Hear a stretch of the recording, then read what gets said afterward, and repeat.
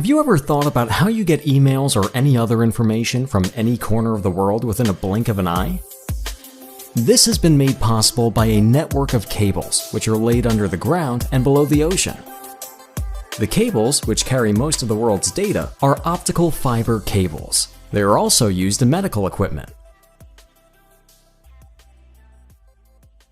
Let's learn how optical fiber cables work and how they have revolutionized the world around us. Optical fiber cable is made up of thousands of fiber strands, and a single fiber strand is as thin as a human hair. Optical fibers carry information in the form of light. Let's first learn some fundamental behaviors of light to understand the workings of optical fibers. The speed of light changes when it passes through a medium, and this change in speed is expressed by the refractive index. This variation in the speed of the light leads to another interesting phenomenon: refraction. To understand what it is, let us carry out an interesting experiment. In this experiment, light passes through a prism. You can see that at the interface, the light gets bent instead of going straight. This phenomenon is known as refraction. Refraction occurs when light passes from a medium with one refractive index to one with another refractive index. The light bends towards the interface when it goes from a medium of high to one of low refractive indices. Refraction is the reason why a pencil looks bent in a glass of water. This simple refraction technique is effectively used in optical fibers. Now, let's make this experiment a hypothetical one. Using some dopants, we are able to increase the refractive index of the glass in real time. As we increase the refractive index, the light will bend more and more towards the surface. After a time, you can see that the light will pass through the surface of the glass. If we increase the refractive index further, the light will suddenly come back to the first medium as a pure reflection. This is called total internal reflection. The total internal reflection is possible if we increase the incident angle rather than increasing the refractive index.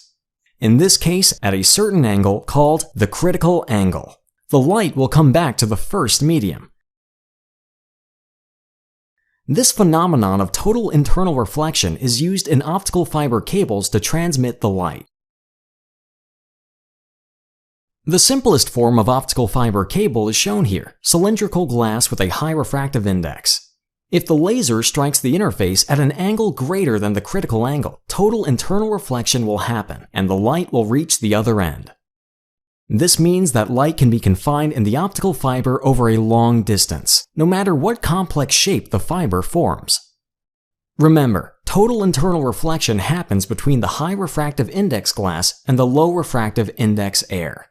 However, optical fibers need a protective coating. A protective coating is not possible with this configuration. The introduction of protective material will replace the position of the air and cease the total internal reflection phenomenon. An easy way to overcome this issue is to introduce a low refractive index glass above the core glass, known as cladding. This way, total internal reflection will happen and we'll be able to use a protective layer. Both the core and the cladding use silica as their base material. The difference in the refractive index can be achieved by adding different types of dopants. The optical fiber we have just constructed won't be able to carry signals for more than 100 kilometers. This is due to various losses that happen in the cable. This loss of signal strength is generally called attenuation. Absorption and scattering are the main reasons for signal attenuation. This is why you see amplifiers in cables after a certain distance.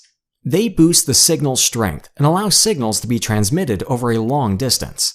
The power required for the amplifier is drawn from nearby sources. Now, back to the main topic. How does the optical fiber transmit information such as phone calls or internet signals? Any information can be represented in the form of zeros and ones. Assume you want to send a hello text message through your mobile. First, this word will be converted into an equivalent binary code as a sequence of zeros and ones. After the conversion, your mobile phone will transmit these zeros and ones in the form of electromagnetic waves. One is transmitted as a high frequency and 0 as low frequency wave. Your local cell tower picks up these electromagnetic waves. At the tower, if the electromagnetic wave is of high frequency, a light pulse is generated. Otherwise, no pulse is generated. Now, these light pulses can easily be transmitted through optical fiber cables.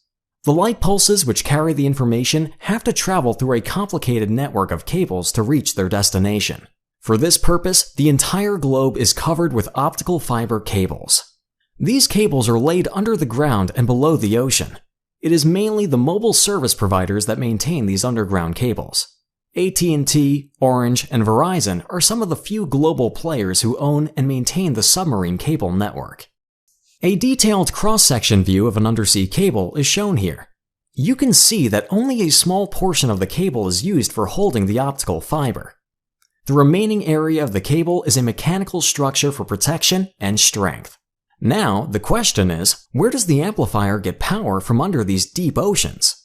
Well, for this, a thin copper shell is used inside the cable, which carries electric power along the cable so that the amplifiers can be powered. This whole discussion simply means that if optical fiber cables do not reach a part of the globe, that part will be isolated from the internet or mobile communications.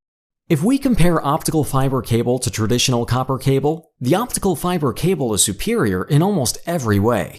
Fiber optic cables provide larger bandwidth and transmit data at much higher speeds than copper cables. This is because the speed of light is always greater than the speed of electrons. The flow of electrons in a copper cable generates a magnetic field, even outside of the cable, that can cause electromagnetic interference. On the other hand, the light, which travels through the optical cable, is always confined within the fiber. Thus, the chance of interaction with an external signal does not exist. One more interesting feature about optical fiber cables is that any light signal, which enters from the side, has a minimal chance of traveling along the cable. Thus, the optical fiber cables provide high data security. You might be amazed to know that optical fiber was first used in endoscopy, even before it was used in the telecommunications field. In telecommunications, digital pulses are transferred through the optical fiber cable. However, in endoscopic cables, visual signals, which are in the analog form, are transmitted to the other end. We request your support at patreon.com to help us continue our education services, and thank you for watching the video.